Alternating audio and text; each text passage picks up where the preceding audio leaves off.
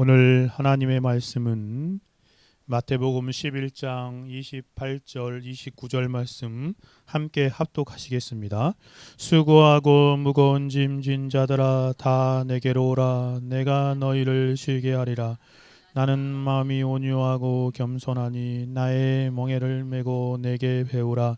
그리하면 너의 마음이 쉼을 얻으리니. 아멘. 기도하고 하나님 말씀 듣겠습니다. 아버지 하나님 감사합니다. 오늘도 2026년 두 번째 주일을 허락하여 주시고 하나님 앞에 이렇게 모여 예배하며 영광 돌리게 하시니 감사합니다. 성부 성자 성령 삼위일체 하나님만 홀로 영광 받는 은혜의 자리가 되어지게 하옵소서. 이 시간 특별히 하나님 아버지, 하나님께서 우리에게 계시와 영감으로 주사 기록하게 하신 이 성경 말씀을 하나님 우리가 깨달은 대로 전하며 또 성령의 조명하심하여서 듣고자 합니다. 시간도 하나님의 살았고 운동력 있는 좌우의 어떤 이한 것보다 예리한 하나님의 말씀으로 우리 가운데 운행하시고 역사하사 우리의 모든 숨은 것을 드러내 보여주시고 우리가 이 땅에서 하나님 말씀을 붙들고 어찌 살아야 할지 성령으로 깨달으며 은혜를 누리게 하여 주옵소서. 한없이 연약하고 부족한 종입니다. 육체적으로도 하나님 참 하나님 부족하오니 강건하게 붙들어 주셨어요. 주의 거룩한 생명의 말씀, 진리의 말씀, 능력의 말씀을 하나님 잘 전할 수 있도록 성령으로 주관하시며 역사하옵소서. 입술에 파수꾼을 세워주시고 입술의 문을 지켜주사 성령의 말하게 하심을 따라 주의 거룩한 진리의 말씀을 잘 또 능력으로 자유함 가운데 선포하며 가르치게 하옵소서. 이 땅에서도 하나님 이 시간에도 특별히 성령으로 임재하여 주셨어요. 우리 모두에게 흡족한 합당한 은혜, 적당한 은혜를 누리게 하옵소서. 이 시간도 함께 하신 하나님을 송축하오며 주 예수 그리스도의 이름으로 기도 올려드리옵나이다.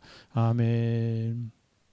오늘 특별히 참된 안식과 참된 쉼을 얻는 길이라는 그러한 제목으로 오늘 본문을 생각해 보겠습니다.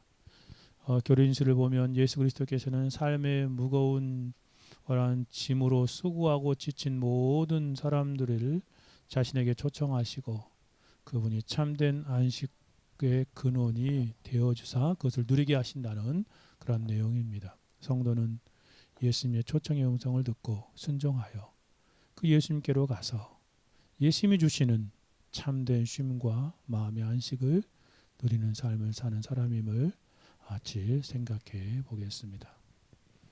오늘 우리가 함께 살펴본 본문은 너무나 잘 아는 본문이지요. 수고하고 무거운 짐진 자들아 다 내게로 오라. 제가 기억하기에 아마 2014년, 16년인가 수련회 때 한 3번에 걸쳐서 설교했던 내용으로 생각되어집니다. 정말 익숙함 때문에 오히려 이 말씀이 지닌 깊이와 무게를 충분히 묵상하지 못한 채 지나쳐 버리곤 하는 그런 말씀이기도 합니다. 마치 매일 지나치는 길가의 그런 나무들처럼 관심이 없잖아요. 그렇죠? 늘 곁에 있지만 그 나무의 그런 깊이를 재어 본 적이 없는 그런 것과 같은 모습입니다. 하나님께서는 2026년 초입에서 이 말씀 안에 담긴 참된 진리와 그러한 생명의 삶을 우리로 하여금 직접 맛보게 하시기를 원하신다고 믿습니다. 그리고 사랑하는 여러분, 정말 성령의 하나님의 조명이 없이는 우리는 하나님의 말씀을 바로 들을 수도 없고 바로 깨달을 수 없는 무지한 자들입니다.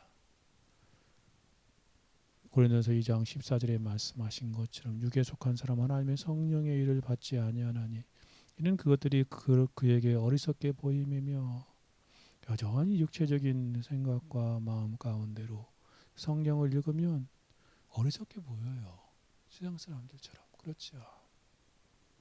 또 알 수도 없어요. 여러분 그 옛날에 어떤 목사님이 자기 교회에 있는 자기가 열심히 칭의 교리를 설교했는데 아니 대학 교수가 은혜를 많이 받았을까 생각하는데 그랬대잖아요. 목사님 대체 오늘 무슨 말 한 겁니까? 아무것도 모르겠습니다. 그래가지고 크게 낙심했다고 그러잖아요.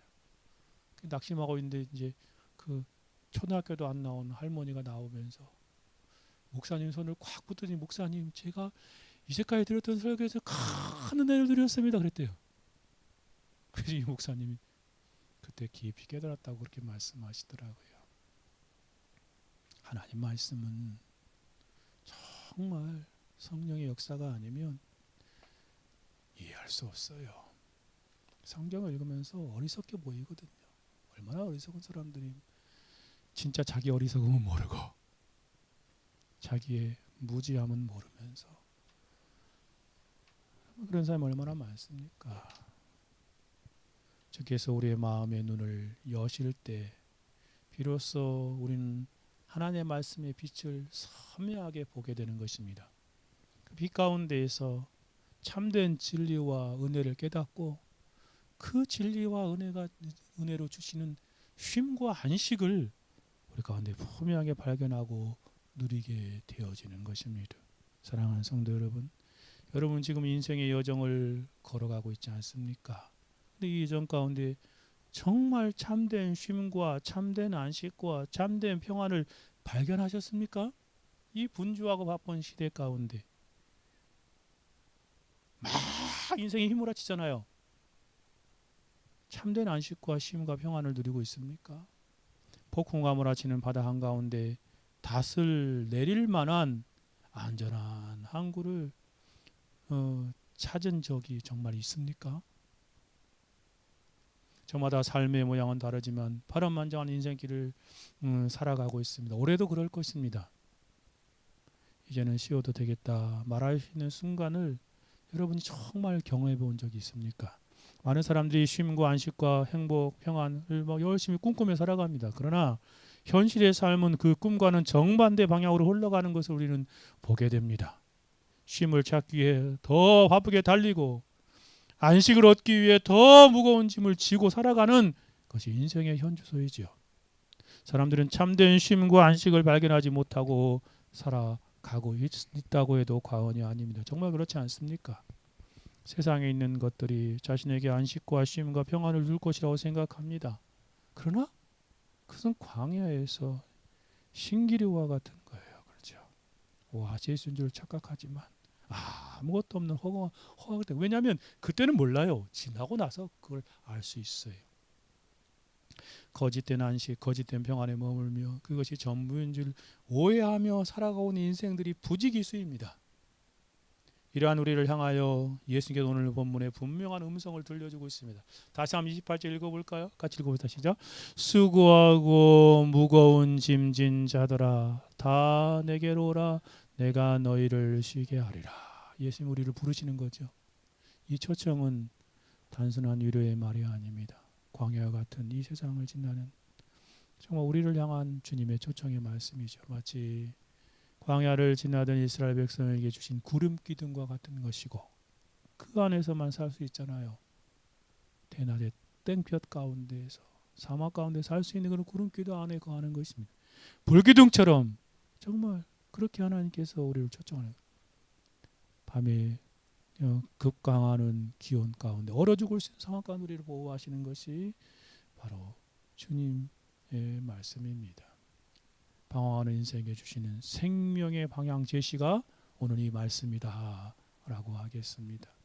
오늘 이 자리에 오래 교회 안에 머물러 계셨던 분들이든 혹은 교회 밖에서 인생의 길을 묵묵히 걸어오신 분들이든 이 예수님의 초청을 새롭게 살아있는 음성으로 경험하게 되기를 간절히 소원합니다. 성령께서 우리 가운데 운행하사 이 진리의 말씀을 다시금 생애적인 경험으로 듣게 되기를 원합니다. 그래서 여러분 모두가 예수 그리스도 안에서 참된 안식과 쉼과 참된 행복, 평안을 발견하고 그것을 누리는 복된 인생이 되었으면 하는 간절한 바람입니다. 저는 이 말씀에 의지하여서 본문을 두 가지 측면에서 같이 한번 생각해 보고자. 첫째는 뭐냐면 예수님께서 말씀한 인생의 현주소가 무엇인가. 예수님의 시각으로 예수님 바라보는 인생의 현주소가 어떠한 모습인가. 우리 시각이 잘못되었다면 그것을 다시 한번 고쳐야 되겠죠. 둘째, 참된 안식과 쉼을 얻을 수 있는 원리가 무엇인가. 28절 29절에서 한 5가지를 묵상하게 되는데 시간에 맞추어서 좀 간략하게 생각해 보겠습니다. 그럼 이제 우리 오늘 예수 말씀 속 들어가 봅시다. 말씀에 담긴 진리의 빛과 은혜의 향기 속으로 들어가 그것을 경험하게 되기를 바랍니다. 머리로만 아는 말씀이 아니라 삶으로 경험하는 그런 말씀을 누리게 되기를 예수 그리스도의 이름으로 간절히 바랍니다. 첫 번째 부분입니다. 첫째로 인생의 현주소입니다.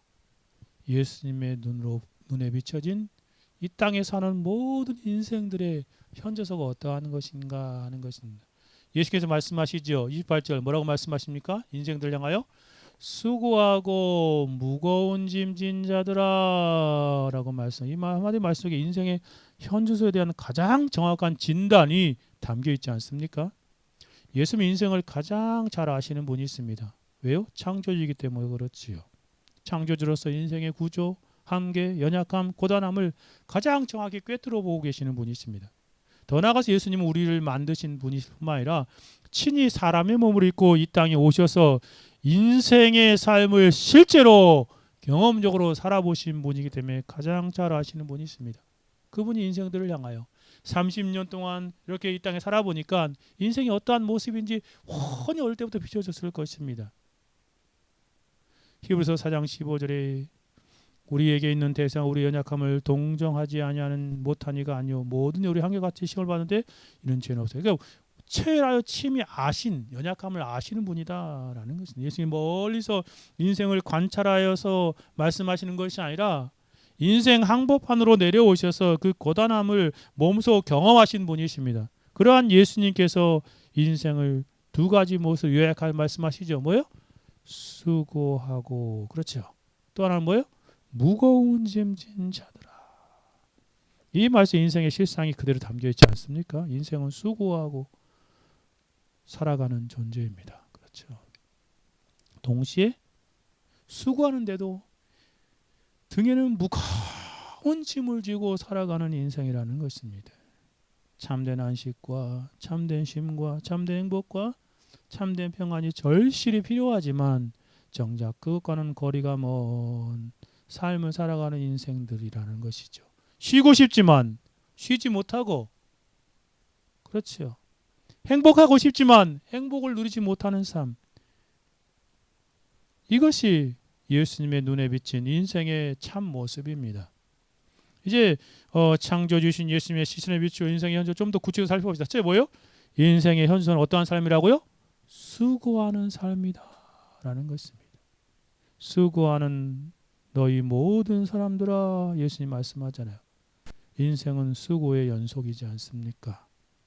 태어나는 순간부터 마지막 숨을 거두어 무덤에 들어가기까지 인생은 끊임없이 애쓰고 힘쓰며 수고하는 삶을 살아가는 모습입니다. 오늘 이 수고하다라고 사용하는 그 표현이 6페이지의 맨 위에 있는 것처럼 이 코피아오라는 헬라어입니다. 이게 이제 그 코피온테스라는 단어로 사용되었지요. 분사형으로.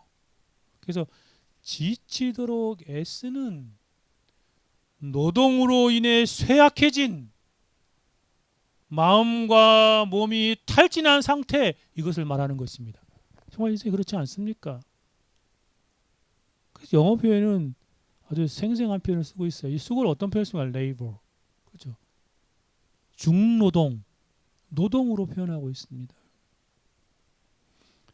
예수님의 표현은 인생의 현실을 너무나 정확하게 드러냅니다. 인생은 피로와 피곤함이 가득한 것이 기본적인 모습입니다. 수고하지 않으면 살아갈 수 없고 없죠. 수고하지 않으면 살아갈 수 없는 피곤한 인생입니다. 그렇다 수고해도 여전히 지쳐있는 존재가 바로 인생인 것이지 않습니까? 시편 기자는 이러한 인생을 이렇게 표현하더라고요. 시편 90편 10절에 같이 읽어볼까요? 우리의 연수가 70이요 강건하면 80이라도 그 연수의 자랑은 수고와 슬픔뿐이니 신속히 가니 우리가 날아가나이다. 무슨 인생이라고요? 수고와 슬픔. 이게 뭐예요? 연수의 자랑이 수고와 슬픔은 무슨 말이에요? 많이 오래 살수록 더 많이 수고한다는 거 아니에요. 더 많이 수고했구나. 더 많이 슬퍼하는 인생이었구나 라는 말이죠. 지혜의 왕 솔로몬이 내린 인생의 결론이 바로 이것입니다. 인생의 자랑은 수고요. 인생의 내용은 슬픔이다 라는 것입니다. 일반적인 삶 속에서 수고를 한번 생각해 보십시오. 인생의 수고는 나이를 가리지 않잖아요. 어린아이 때 정말 수고하지 않습니까? 어느 한 살쯤 되면 12개월쯤 되면 아이가 걷기 시작합니다. 근데요, 여러분 걷는 모습 보세요. 좀 빨리면 좀 더 빨리 걸기도 하죠. 근데 넘어지고 또 일어나고 막 그럽니다. 얼마나 그 걸으려고 수고를 해요. 말을 배우기 위해서 얼마나 그 귀를 이렇게 흉내내는 거 보세요. 아이가 처음 엄마 아빠 그러면 막 부모들은 막 기겁을 하면서 기뻐하는데 그 아이가 그것을 말하기 위해서 얼마나 흉내내며 따라하는 거 보십시오. 여러분 또 유치원 초등학교 들어가면 더 많은 수고하지 않습니까? 공부를 하는 이름의 수고, 시험과 경쟁이라는 이름의 수고, 중고등학생이 되면 성적과 또 진로라는 무거운 짐을 지고 밤잠을 설치며 살아가는 인생입니다. 청년이 되면 좀 나을까요? 수고가 끝나지 않습니다. 취업을 위한 끝없는 준비, 스펙 경쟁, 미래에 대한 불안 속에서 또 다른 형태의 수고를 감당하는 모습을 보여주고 있습니다.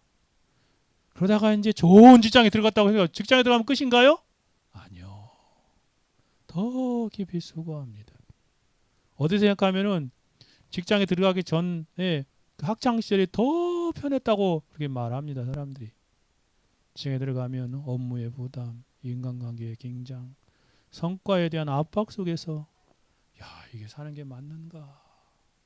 라는 질문을 하루에도 여러 번 던지고 이 직장 때려치고 싶다. 그 좋은 직장 들어갔는데도 그렇게 하는 사람들이 참 많다고 합니다. 그러다가 좋은 그러한 사람을 만나 결혼과 가정을 꾸리면 수고가 끝납니까?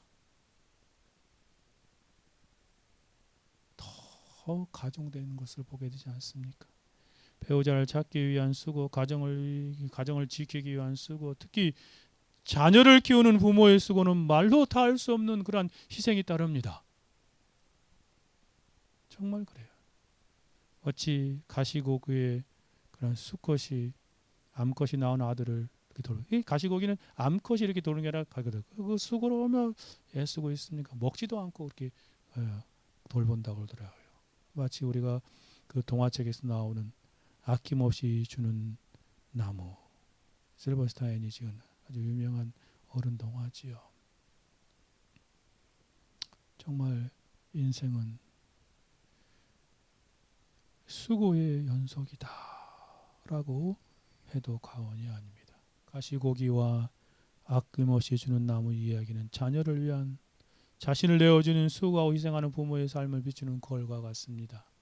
자신의 생전보다 자녀의 안전을 먼저 선택한 가시고기의 모습과 끝내 아무것도 남지 않은 채 구루터기로 남아 아이가 쉬어갈 자리를 내어주는 그런 나무의 모습 속에서 우리는 부모의 사랑이 무엇인가를, 부모의 수고가 무엇인가를 엿보게 되어집니다. 그러나 이러한 이야기들조차도 현실 속에 자녀를 위한 밤낮을 애쓰고 말없이 인내하며 평생을 헌신하는 실제 부모의 수고와 희생 앞에서는 오히려 부족함을 느끼게 되어집니다. 뿐만 아니라 이제 좀 쉴만한 곳, 그 노년에 이르렀을 때 수고가 끝납니까? 노년에 이르면 수고는 사라지는 것이 아니라 여러분 그때부터 새로운 수고에 몸의 연약함, 여기저기 아프기 시작하죠. 그러니 또 그 수고가 이루 말할 수 없습니다. 마음의 염려, 자녀들 때문에 염려하며 먹고 하는 그런 수고, 다른 형태들의 수고 이렇게 계속되는 것을 진실로 인생은 예수님의 말씀대로 어떠한 인생이에요? 수고하는 인생이다. 코피아오. 어떤 분이 그러더라고요. 코피아오라는 단어를 가지고 코피가 나도록 힘쓴다. 정말 수고가 가득한 인생입니다.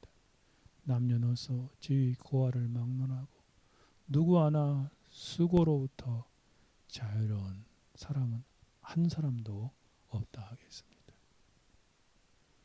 근데 문제는 많은 수고가 열매 없는 헛수고로 끝나는 경우가 허다하다는 데 있습니다. 이때 인생은 기본 허무와 절망에 빠지게 되죠. 말씀을 읽어봅시다. 전도서 1장 2절 3절 7페이지 같이 읽어봅시다. 전도자가 이르되 헛되고 헛되며 헛되고 헛되니 모든 것이 헛되도다. 해 아래서 수고하는 모든 수고가 사람에게 무의. 여러분 지금 여러분 엄청 애쓰며 수고하고 있는데 뭐라고 그래요? 헛되고 헛되며 헛되고 헛되니 모든 것이 헛되도다. 해 아래서 수고하는 모든 수고가 그 사람에게 무엇이 유익한고? 인생이 열심히 살았는데 남은 것이 없을 때, 수고했는데 의미가 없다고 느껴질 때 인생은 수고 속에서 오히려 더 깊은 상처를 받게 되어집니다. 일반적인 삶에서의 수고입니다. 근데 또 다른 형태의 수고가 있습니다. 그게 뭐냐면 성도들의 영적인 수고입니다. 예수님께서는 말씀하신 수고에는 또 다른 차원이죠. 그것은 성도들의 영적인 수고인데, 성도들은 세상 사람들과 똑같이 일하고 살아가지만 그 삶의 목적이 다릅니다. 세상 사람들처럼 세상을 위한 수고, 헛수고가 아니라 영적인 것을 위한 참된 수고의 삶을 살아가는 사람들이지요. 성령의 감동할 사도 바울이 이렇게 그러한 수고의 삶을 권면하고 있습니다. 로마서 14장 8절입니다. 같이 읽어봅시다. 우리가 살아도 주를 위하여 살고 죽어도 주를 위하여 죽나니 그러므로 사나 죽으나 우리가 주의 것이로다. 고린도후서 11장 23절에는 그들이 그리스도의 일꾼이냐 정신없는 말하가 나는 더욱 그러하도다. 내가 수고를 넘치도록 하고 옥에 갇히기도 더 많이 하고 매도 수없이 맞고 여러 번 죽을 뻔하다. 예수님 세상 속에서 그리고 교회 안에서 주를 위하여 애쓰고 수고하는 살아가는 그런 신자들의 수고를 다 알고 계신다라고 말씀하십니다. 주님은 정말 이 영적인 수고를 하는, 주를 위해 수고하는 그 인생들을 하나님이 다 알아주신다고 말씀하지요. 고린도전서 15장 58절 같이 한번 읽어볼까요?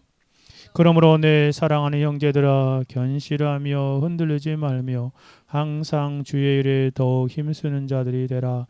이는 너희가 주 안에서 헛된 줄 알매. 그랬어요. 너희 수고가 뭐라고요? 주 안에서 헛되지 않는다. 주님께서 여러분의 그 수고, 세상의 모든 수고가 헛된 것으로 흘러가지만 주를 위한 영적인 수고, 그것들을 하나님이 반드시 갚아주는 은혜를 누리게 되는 참된 수고다라고 말합니다. 사랑하는 여러분, 예수께서 오늘도 이 시간 우리를 향하여 부르십니다. 수고하고 수고하는 인생들아 라고 내게로 오라 라고 말합니다. 아무도 알아주지 않아도, 아무도 이해해주지 않아도 주님은 주를 위한 영적인 수고를 우리를 알아주시는 분이십니다. 두 번째로 가봅시다. 또 인생의 현지서의 또 다른 모습은 뭐예요? 무거운 짐을 진 삶이다라는 것입니다. 수고하는 인생의 모습을 깊이 들여다보면 그 안에는 참으로 가련한 현실이 담겨 있습니다. 특별히 그 수고가 헛된 수고로 끝날 때 인생은 더욱 비참해집니다. 예수가 이러한 인생의 모습을 불쌍히 여기서 긍휼히 여기시는 그러한 모습을 표현해주고 있습니다. 우리를 보시고 불쌍히 여기십니다. 목장 양과 같이 고생하며 기진하는 모습을 주님께서 불쌍히 여기시는 모습입니다. 예수님의 눈에 비친 인생은 단지 수고하는 존재뿐만 아니라 어떠한 인생이에요? 무거운 짐을 지고 수고하는 인생이다. 이 두 가지 모습이 겹칠 때, 아니 수고하는 것도 힘든데, 예? 거기다 무거운 짐을 지고 수고하고 있어요. 참으로 애처로운 현실이지요. 각자 정말 철량할 정도로 감당할 수 없는 무거운 짐을 지고 그 일을 하고 있어요. 등에 지고 땀을 흘리며 고된 인생길을 걸어가는 모습, 참으로 안타까운 인생의 그러한 초상입니다. 그러면 예수님의 눈에 비친 무거운 짐이 도대체 무엇입니까? 무거운 짐이 무엇입니까? 크게 두 가지 측면을 생각할 수 있어요. 첫째는 인생이 감당해야 할 삶의 의무라는 짐입니다. 넓은 의미에서는 예수님께서 말씀하신 무거운 짐은 감당해야 할 책임이지요. 의무지요. 학생은 학생대로, 또 직장인 직장대로, 가족의 또 직장의 사회에 대한 그런 부담들, 이것이 모두 인생의 짐입니다. 존 C. 나일이 표현한 것처럼 이 말씀을 폭넓게 적용시킬 수 있습니다. 이 삭막한 세상의 많은 사람들에 대한 말씀입니다. 마음의 짐에서나 자책의 짐에서 쾌히 해방되기를 원하는 모든 사람은 그들의 누구라도 할지라도 그들의 과거의 삶이 어떠했다 할지라도 그 모든 것은 그리스도에게 가져오기를 초대했습니다. 라고 표현하고 있습니다. 즉 예수께서 사용하신 이 짐을 지고 있는 사람들은 특별히 현재 분사 수도형인데, 이는 인생의 짐이 스스로 선택한 것이 아니라 관계와 환경 속에 떠안게 된 무거운 짐이라는 것입니다. 사람은 혼자 살아갈 수 없기에 관계 속에서 필연적으로 짊어진 짐을 지게 됩니다. 흥미로운 사실은 사람마다 짐의 무게는 다 다르지요. 근데요, 거의 모든 사람이 자기가 지은 짐이 가장 무겁다고 느낀다는 점입니다. 정말 그렇습니다. 남편은 자신의 짐이 더 무겁다고 말하고, 아내는 자신이 더 무겁다고 말합니다. 부모는 부모대로, 자녀는 자녀대로 각자의 짐이 가장 무겁게 느껴집니다. 왜 그렇습니까? 그것은 내가 직접 지고 가는 짐이기 때문에 그러합니다. 이러한 인생이 감당할 삶의 의무라는 짐이요. 또 다른 짐이 있습니다. 그것과 비교할 수 없는 차원이 다른 정말 무거운 짐이 있습니다. 그게 뭔지 아세요? 인생의 지금 가장 무거운 짐은 죄의 짐입니다. 예수께서 보시는 인생의 짐은 여기서 끝나지 않습니다. 인생이 지고 가는 가장 무거운 짐은 바로 많은 사람이 인식하지 못한 채 짊어지고 있는 짐, 바로 죄의 짐입니다. 전례역정에서 크리스찬이 자신의 등 뒤에 지고 있는 무거운 짐을 깨닫게 되는데, 그것이 바로 죄악의 짐이지 않습니까? 다윗은 이 짐을 이렇게 설명합니다. 같이 읽어볼까요? 시편 38편 4절이요. 내 죄악이 내 머리에 넘쳐서 무거운 짐 같으니 내가 감당할 수 없나이다.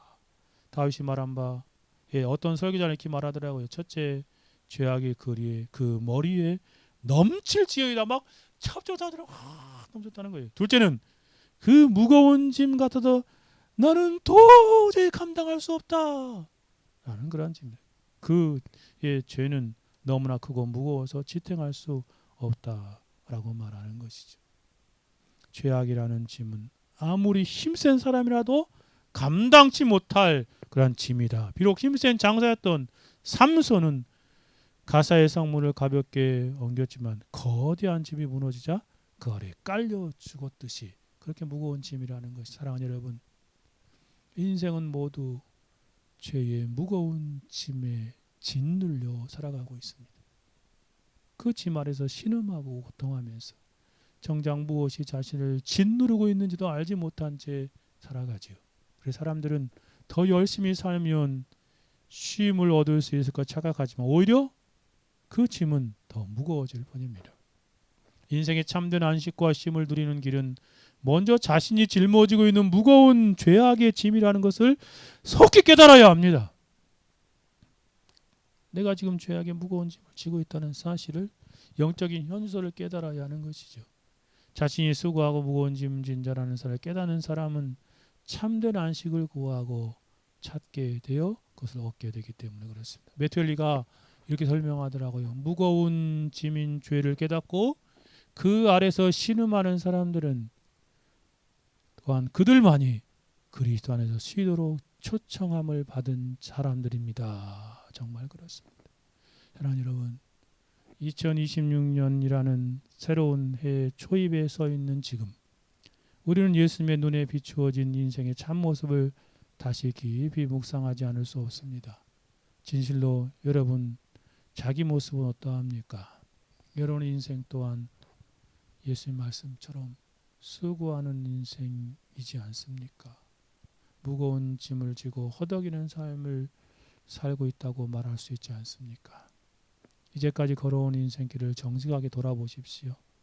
예수님 말씀처럼 우리는 수고하는 삶을 살아왔고 무거운 짐을 지고 고단한 인생길을 걸어왔음을 부인할 수 없습니다. 새로운 한 해를 시작하는 시점에서 여러분의 인생길의 현주소를 어디에 있습니까? 예수님이 말씀하신 바와 같이 수고하고 무거운 짐 진 인생을 살아왔음을 인정할 수밖에 없지 않아서 이러한 인생의 모습은 참된 쉼과 참된 안식을 절실히 필요하지만 우리는 그것을 얻지 못한 채 한 해 또 한 해를 지나왔고 지금도 여전히 어떻게 참된 안식을 이룰 수 있는지 알지 못한 채 살아가고 있습니다. 2026년을 맞이한 지금 여러분은 수고하고 무거운 짐진 인생길 가운데 참된 쉼과 참된 안식과 참된 평안을 누리고 계십니까? 아니면 새로운 해가 시작되면서도 여전히 지친 마음과 감당할 수 없는 무거운 짐을 지고 살아가고 있지는 않습니까? 이 시간 예수님의 말씀을 깊이 묵상하며 지난 인생의 길뿐만 아니라 올해 살아갈 그런 인생길에 주님 앞에 정직하게 내어 놓으십시다. 그리고 주님 앞에 이렇게 고백합시다. 주님, 그렇습니다. 2026년 문턱에 서 있는 지금 진실로 수고하는 인생길을 걸어온 영혼이 주님 앞에 지금 여기 있습니다. 주님의 말씀이 참으로 옳습니다. 저는 무거운 죄악의 짐을 지고 고통 가운데 살아왔으며 지금도 그 짐에서 완전히 자유롭지 않습니다. 어떻게 벗어나야 할지 알지 못하고 있습니다. 주님, 새해를 시작하는 이 시간 제가 어떻게 해야 그 짐을 벗을 수 있습니까? 주님 앞에 이렇게 간절히 기도하는 마음으로 정말 이 말씀을 우리가 들어야 하겠습니다.